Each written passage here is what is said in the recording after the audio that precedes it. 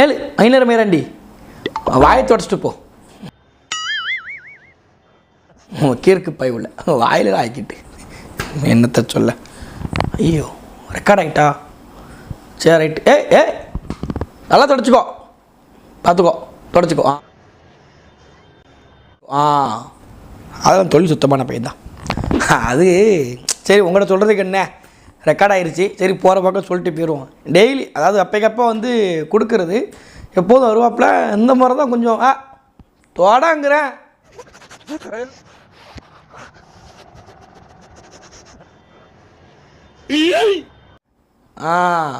அப்படி இருந்துக்கணும். இந்த முறை கொஞ்சம் இதாகிருச்சு. என்னென்னா ஏற்கனவே இன்னும் 4 நாள் பாக்கி வர இந்த கருமத்தை வர சொல்லி வர தொலைக்கணும்னு பாருங்கள். எதுக்கு பாக்கிங்கிறது விலாவரியாகவே சொல்லியிருந்தேன். இப்போ சமீபத்தில் தாங்க ஒருத்தர் இருக்காருங்க, ரொம்ப ஆபாசம் பேசுவாருங்க. அவன் பேர் என்னது, சாய் லட்சுமிகாந்த். அவன் தானே? ஆமாம். என்ன மரியாதைலாம் பேசுகிறேன் நினைக்கிங்களா?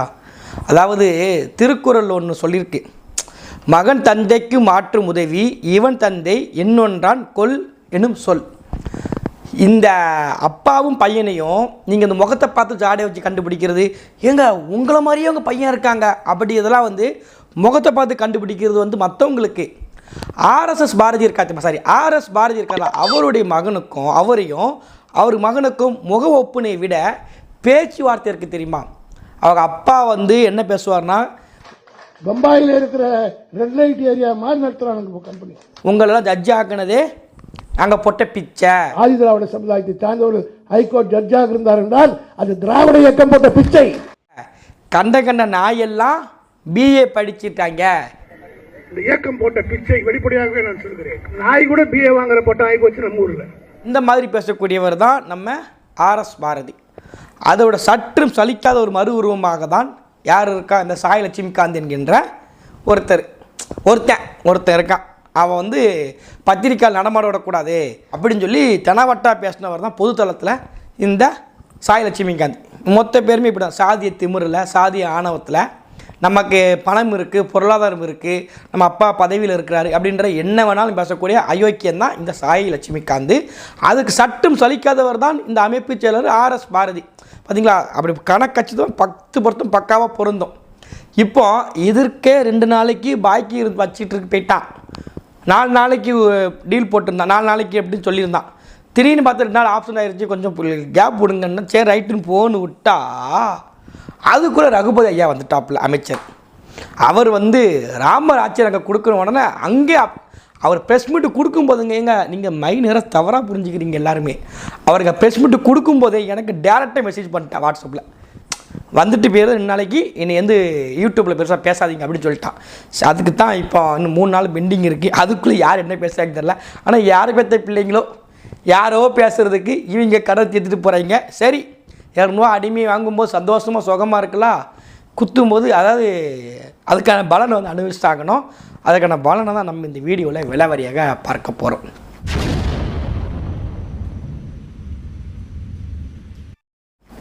தமிழ்நாட்டை ஆட்சி செய்வது ராமருடைய ஆட்சி தான் பண்ணிக்கிட்டு இருக்கு அப்படின்னு சொல்லி ராமர் ஆட்சி நாங்கள் முன்னுதாரணமாக எடுத்துக்கிட்டு இருக்கோம்.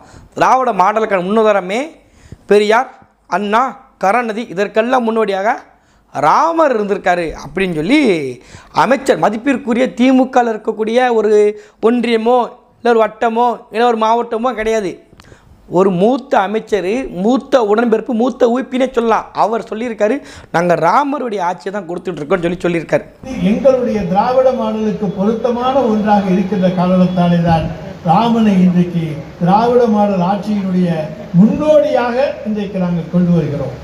தந்தை பெரியாருக்கு முன்னால், பேரறிஞர் அண்ணாவுக்கு முன்னால், டாக்டர் அம்பேத்கருக்கு முன்னால், தலைவர் கலைஞருக்கு முன்னால், இன்று நம்முடைய தலைவர் தளபதிக்கு முன்னால் இந்த திராவிட மாடல் ஆட்சியை முன்னெடுத்து சென்றிருக்கின்ற சமூக நீதியினுடைய காவலர், சமத்துவம், சமூக நீதி இவற்றை எல்லாம் போதித்த உலகத்திற்கு எடுத்து சொன்னவன், எல்லோரும் சமம் என்று சொன்ன ஒரே நாயகன் ராமன். இப்போ இந்த ராமருடைய ஆட்சியை பற்றி நம்ம சொல்கிறத விட ஒரு சகோதரி ஒருத்தங்க இருக்காங்க, சூப்பராக பேசுவாங்க, கருத்து ரீதியாக பேசுவாங்க. சகோதரி பேசக்கூடிய கருத்து நீங்கள் வந்து கேட்டுகிட்டே வந்துடுங்க. அவர் சொல்கிறாரு, சமூகன் சொல்கிறாரு, ராமச்சந்திரனை பார்த்து, ஸ்ரீ ராமச்சந்திரமூர்த்தியை பார்த்து நான் சூத்திர யோனியில் பிறந்தவன் அப்படின்னு சொல்கிறாரு.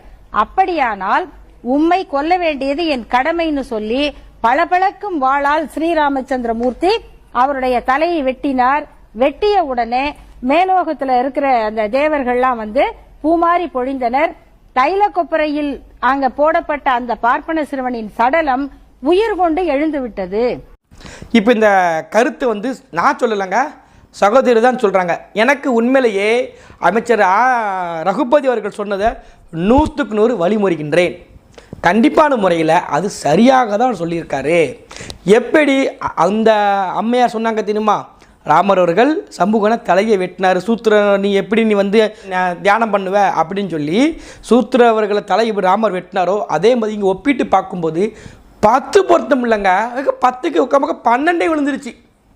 ஆமாம், ஐயா ஸ்டாலின் அவர்கள் 2021 ஆட்சி அமைக்கிறார். இந்த 2021 2024 கிட்டத்தட்ட 3 ஆண்டுகளில் எப்படி அந்த அம்மையார் சொன்ன மாதிரி ராமர் அவர்கள் சூத்தனாக இருக்கக்கூடிய சம்புகன தலையை வெட்டினாரோ அதே மாதிரி இங்கே இருக்கக்கூடிய ஒடுக்கப்பட்ட மக்களுக்காண்டி எந்த இடத்துல நிற்காத ஒரு கட்சி, எந்த இடத்துல நிற்காத குரல் கொடுக்காத ஒருத்தர் தான் ஐயா ஸ்டாலின் அவர்கள். ஒப்பிட்டு பார்க்கும்போது எனக்கு பொருத்தமாக இருக்குது, சரியாக சொல்லியிருக்காருன்ட்டு. வேங்கவில் பிரச்சனை இன்னை வரைக்கும் எட்டி கூட போய் பார்க்க போகவே இல்லை. திரௌபதி கோயிலில் பட்டின மக்கள் கோயிலுக்கு போகணுன்னு சொன்னாங்க. கோயிலுக்கு தானே போகணும். இப்போ உங்களுக்கு என்ன பிரச்சனை, மொத்தமாக கோயிலுக்கு மூடிடுதோம், நீங்கள் யாருமே கோயிலுக்கு போகாதீங்க, அந்த பிரச்சனைக்கு உள்ளே போட்டு மூட்டாங்க. ஆம்ஸ்டாங் படுகொலை, அவருக்காக மணிமண்டபம் அவங்க பகுதியில் கேட்குறாங்க. யாரோ ஒருத்தங்க மாதிரி ஏதோ ஒரு ஊரில் பிறந்து ஏதோ ஊரில் வளர்ந்து ஏதோ ஒரு இடத்துல போய் பெரிய பெரிய முக்கியமான சுற்றுலாத்தலத்தில் போய் ஆக்கிரமிப்பு பண்ணி சமாதி வேணும்னு கேட்கல, சொந்த பகுதியில் அவங்க கேட்டாங்க. அவங்க வாழ்ந்த பகுதியில் அந்த மக்கள் இருக்கக்கூடிய பகுதியில் தான் என்ன கேட்குறாங்க, அது சொந்த இடத்துல ரொம்ப முக்கியம். இந்த வார்த்தை முக்கியம். சொந்த இடத்துல அவருக்கு அனுமதி கொடுங்க அவருடைய உடல் வைப்பதற்கு கேட்டதற்கு அதற்கு அனுமதி கொடுக்காம நெரிசலான இடம், அங்கே வந்து பெரிய இடஞ்சல் இருக்குது, தலைவர்களுடைய சமாதி அங்கே வைக்கிறோம், நினைவிடம் வைக்கிறோம்னா பெரிய சிக்கலாகும் அப்படின்னு சொல்லி அவருக்கான அந்த அனுமதியை கொடுக்காம ஒட்டுமொத்தமாக மறுத்துருச்சு இந்த திமுக அரசு, ஐயா ஸ்டாலின் அவர்கள். நான் மாட்டுக்கு அடுத்தல மாடு படுத்துட்டு இருக்கிற ஃப்ரெண்ட்ஸ் பாருங்க ஃப்ரெண்ட்ஸ், மாடு நானும் ஒன்னா தான் படுத்துட்டு இருக்கிற ஃப்ரெண்ட்ஸ். இது வந்து சாணி ஃப்ரெண்ட்ஸ், நான் சாணி வந்து திங்கும் ஃப்ரெண்ட்ஸ் எல்லாம் கர்மா என்ன இப்படி நாருது. திமுக கொண்டுனா திமுக கட்சிக்காரர் கூட ஓடி ஒதுங்கிடுவாங்க. ஐயையோ இதுக்கு எனக்கு முட்டு கொடுக்கவே முடியாதுப்பா, சீமான் தம்பிங்க அடி அடின்னு அடிப்பாங்க, குனி வச்சு மூக்குலேயே குத்துவாங்க, பிடச்செல்லாம் கண்ணு பிதுங்கிரும், நம்ம இதுக்கு முட்டு கொடுக்க முடியாது சொல்லி சரண் அடைஞ்சுடுவாங்க, போகிற பார்க்க நினச்சிடுவாங்க. இப்போ சமீபத்தில் கூட RS பாரதி பேசுனதுக்கு உடம்பிறப்புகளை இது சமாளிக்க முடியாது, அடி ரணகுலமாக பச்சை மட்டை வச்சு அடிப்பாங்க. எவன்டா அது சவுண்ட் அப் கொடுக்குறது?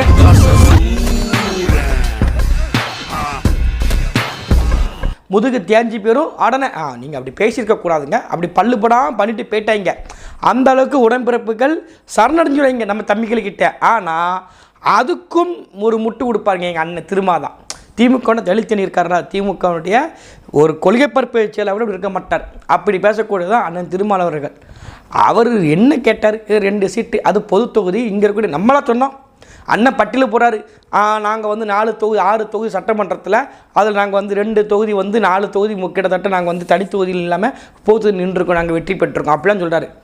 நாங்களாங்க சொன்னோம் 2024 நாடாளுமன்ற தேர்தலில் நாங்களுக்கு வந்து தனி தொகுதியை தாண்டி பொது தொகுதி நாங்கள் கேட்போம் நாங்களாம் சொன்னோம்.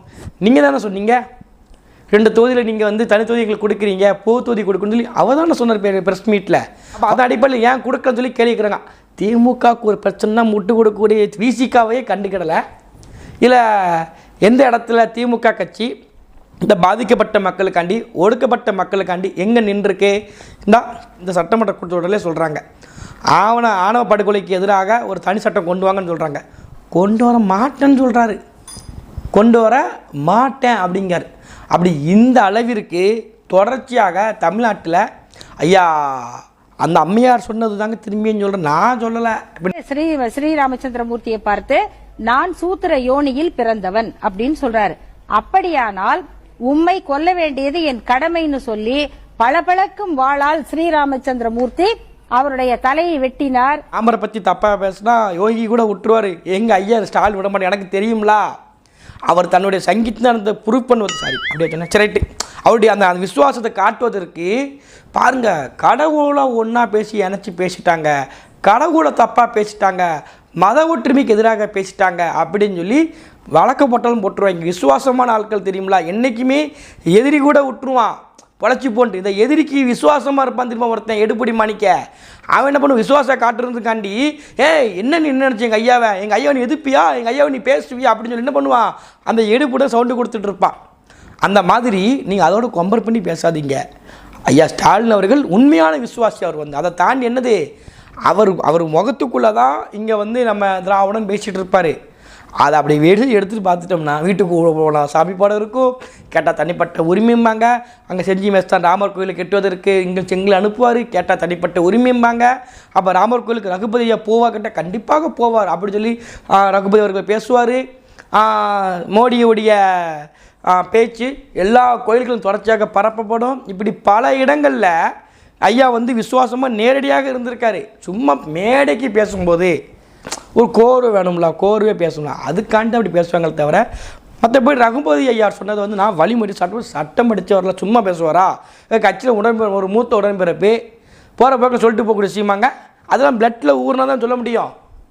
அதெல்லாம் எதில் இருக்கணும், ரத்தத்தில் ஊறி இருந்தால் மட்டும்தான் இந்த வார்த்தைகள் எல்லாம் உண்மையெல்லாம் அப்படி வெளிக்கொண்டு வந்து பேச முடியும். அதன் அடிப்படையில் தான் ஐயா சொன்ன வார்த்தைகள் வந்து நாங்கள் பார்த்த வரைக்கும் எப்படி அந்த அம்மா சொன்னது திரும்ப திரும்ப பதிவு பண்ணிக்கிட்டு இருக்கேன். நான் சொல்ல அந்த அம்மா சொன்னது தான், அந்த அம்மா சொன்னது மாணிக்க எப்படி ராமர் அவர்கள் சமூகன் அவர்கள் வந்து வதம் பண்ணாரோ அப்படி தமிழ்நாட்டு மக்களுக்கு கூடிய பல பேர் வந்து ஒடுக்கப்பட்ட மக்களுக்காண்டியே நாங்கள் எந்த இடத்துல நிற்கவே இல்லை, நாங்கள் எங்கே நின்றுருக்கோம். ஒரு பேச்சு ஒரு எடுத்துக்காட்டு, ஒரு இந்த இடத்துல பாதிக்கப்பட்ட மக்கள் நின்னாங்க, அவங்களுக்காக ஸ்டாலின் ஐயா நின்னார். நீங்கள் சொல்லுங்கள், இந்த 3 ஆண்டுகளில் ஒரு நேரடி சவால் இப்படி இப்படி இப்படி இப்படி சொடக்கு இப்படி சொடக்கு போட்டு கேட்பேன். நேரடி சவால் பாதிக்கப்பட்ட மக்களுக்காக நேரடியாக குறிப்பாக ஆதி தமிழர்களுக்கு தலித்துகளுக்கு மு.க. ஸ்டாலின் அவர்கள் கெடுபடியாக நின்னாருங்க, விடவே இல்லைங்க. என்ன ஆனாலும் பரவாயில்லன்னு சொல்லி நின்றுட்டாருங்க. ஆதிக்க சாதிகள் வந்து மிரள விட்டாருங்க. அப்படின்னு செஞ்சில் கூட டைட்டில் போட்டு வீடியோ போட வக்கில்லை எங்கள் அண்ணனுக்கு, செஞ்சில் கூட வக்கில்லை அவனுக்கே. ஏன்னா அந்த அளவுக்கு தான் ஐயா ஸ்டாலினருக்கு ஆச்சு. நான் இல்லை, இணையதளத்தில் பார்த்தா தெரியுது, எல்லாம் பேசுகிறாங்க, புலம்புறாங்க. எதான் எதார்த்தம் என்னங்க இது, நம்ம ஏதாவது ஒரு முட்டு கொடுக்கலாம் பார்த்தா ஏதாவது இடத்துல ஏதாவது அமைச்சர் ரூஸ்டாக கூட்டி போயிருந்தாங்க. இப்போ பாருங்க, இவங்க பேசுனதுக்கு உடம்பிறப்புக்காக முட்டு கொடுக்கக்கூடியவங்க வந்து கடனை கழிச்சிட்டு போகிறீங்க. சரி, இன்னும் 3 நாள் வர பாக்கி இருக்குது, அதுக்குள்ளே யார் என்ன பேசுகிறாங்கன்னு தெரியல. மைனருடைய வாழ்க்கை வந்து அப்படி சந்தோஷமாக போய்கிட்டு இருக்குது. நான் கொடுக்க அவர் வாங்க, நான் கொடுக்க அவர் வாங்க, அவர் வாங்க நான் கொடுக்க, இதே பொழப்பாக தான் போய்கிட்டு இருக்குது. சரி, இன்னும் 3 நாள் கடனை கழிக்கிறதுக்குள்ளே அது ஏதாவது கொஞ்சம் சீக்கிரம் பேசுங்க, தேவைப்படுது மைனருக்கு. சரிங்களா, அடுத்த ஒரு நல்லது ஒரு பதிவில் வந்து சந்திக்கிறேன். நன்றி.